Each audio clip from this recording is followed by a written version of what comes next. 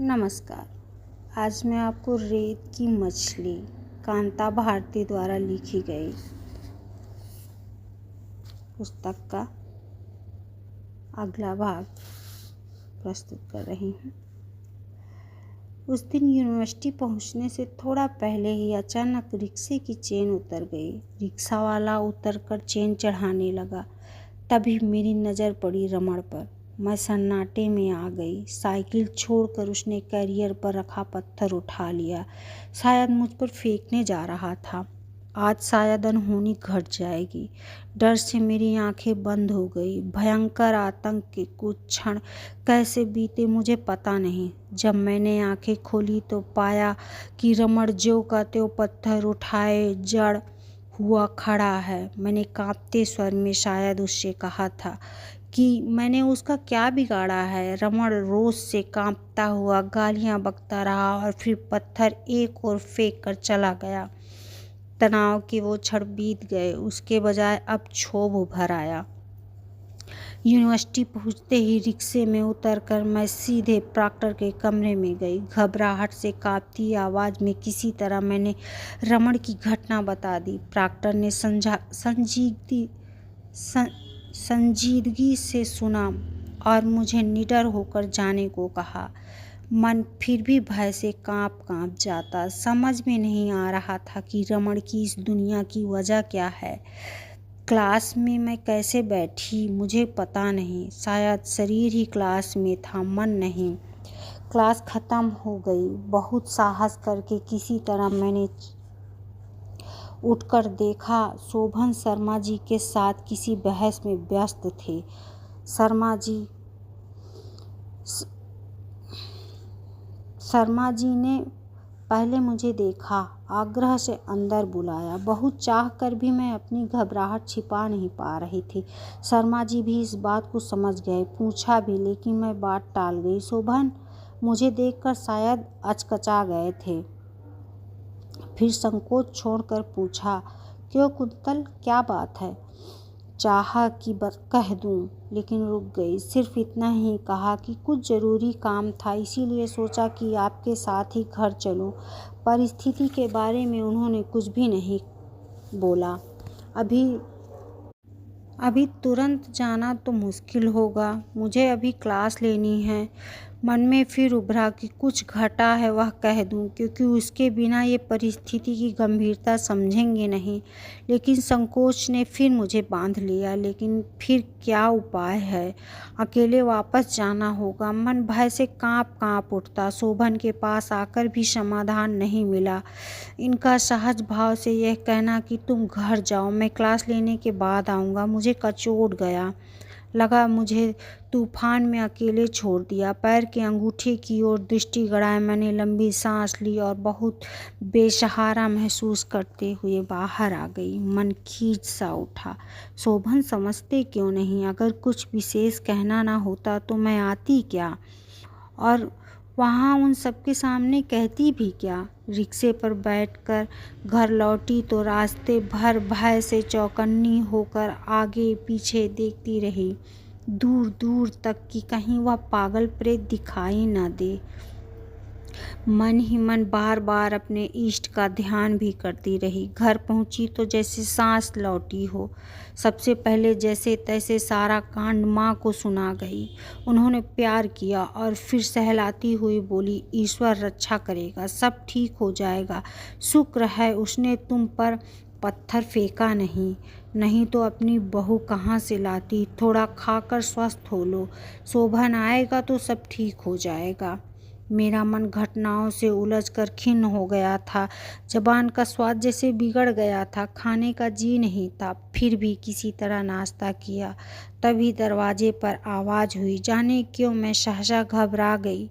माँ ने मेरे आतंक को समझ लिया। उठते हुए बोली, तुम बैठो, मैं दरवाज़ा खोलती हूँ।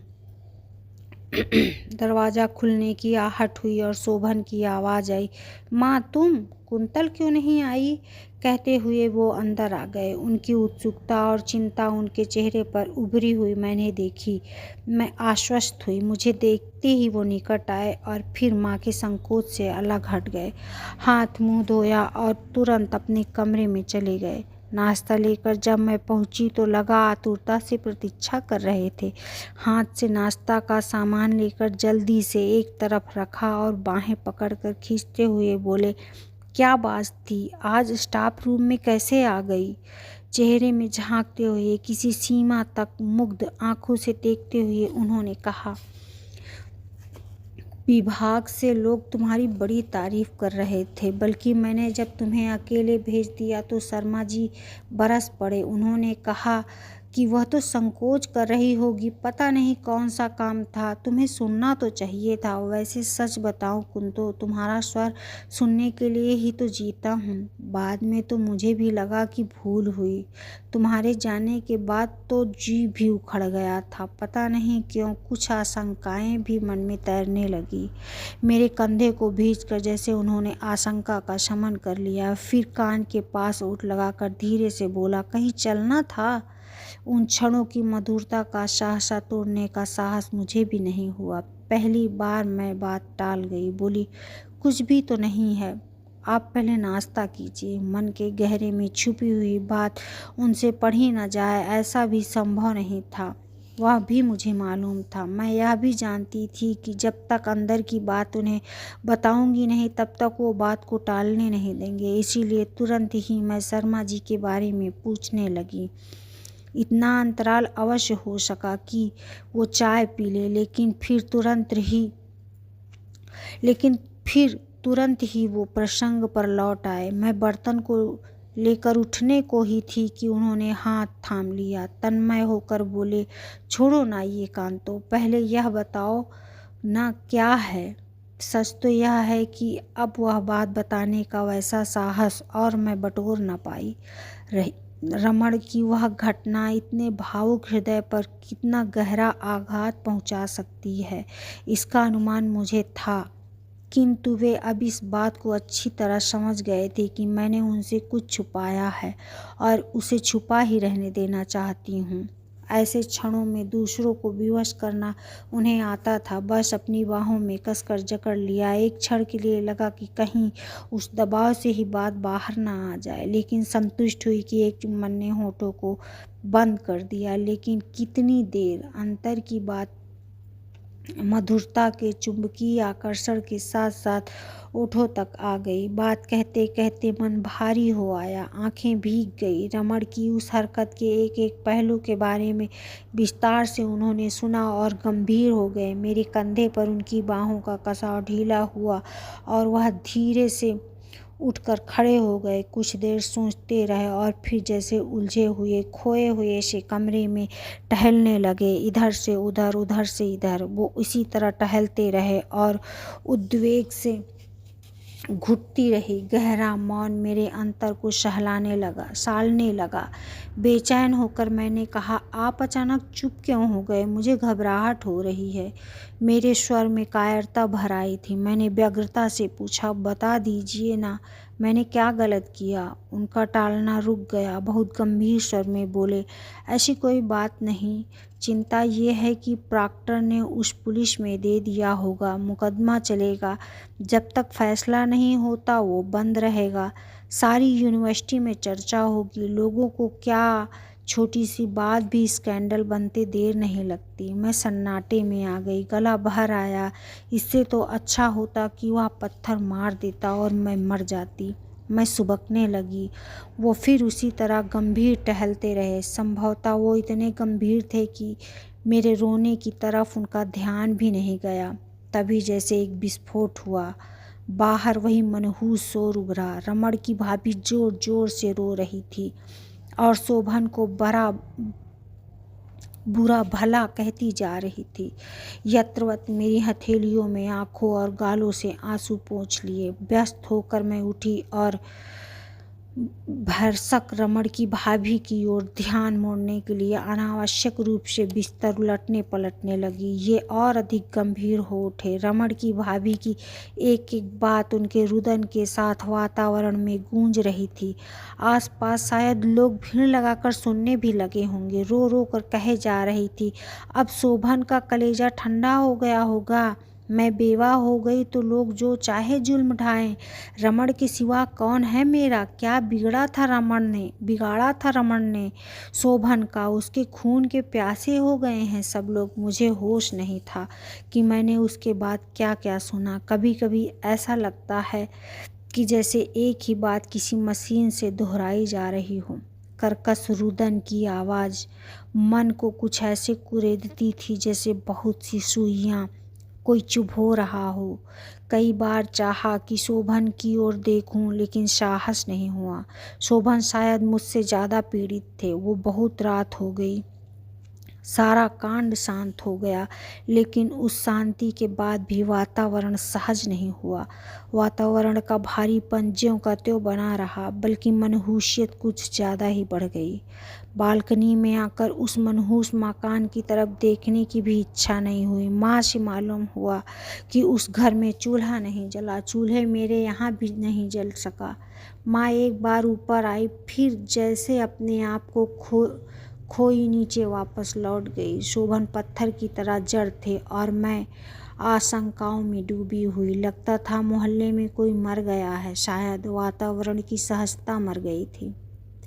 रात बहुत बीत चुकी थी। अंधेरे आकाश की पीठिका पर बालकनी के खुले हिस्से में देखती गुच्छे गुच्छे फूली छितराई हुई जूही और चमेली की काली लतरों से टकरा कर सरकती हुई हवा अंदर आई तो मन आशंकित हो उठा। बल्कि आशंका सही शब्द नहीं है, उद्वेग कहा जा सकता है उसे। उद्वेग और आतंक का मिला जुला रूप। बहुत साहस करके मैं शोभन के निकट आई। वे हिले नहीं, बोले भी नहीं। हल्की रोशनी में चमकती सामने की नीली दीवार के उस पार देख रहे थे। मैंने बहुत धीरे से कहा, शोभन अब क्या होगा? यह मनहूसियत कैसे टूटेगी? मेरा जी घुट रहा है। नीचे बिल्कुल सन्नाटा था, लेकिन मुझे पता था कि माँ जाग रही होगी। वे सुख से सहज होकर सो सके ऐसी परिस्थिति नहीं थी, और इस सब में एकमात्र दोषी थी मैं, केवल मैं। शोभन कुछ नहीं बोले। उनकी पीड़ा भी मैं महसूस कर रही थी। तभी कमरे के द्वार पर आहट हुई। मैं चौंकी और शोभन से थोड़ा अलग हट गई। माँ थी वहाँ। शोभन ने करवट जरूर बदली, लेकिन बोला कुछ नहीं। माँ भी चुपचाप बैठ गई। माँ की कतार उदासी और बेचैनी देखकर मैं और अधिक अविष्ट हो गई।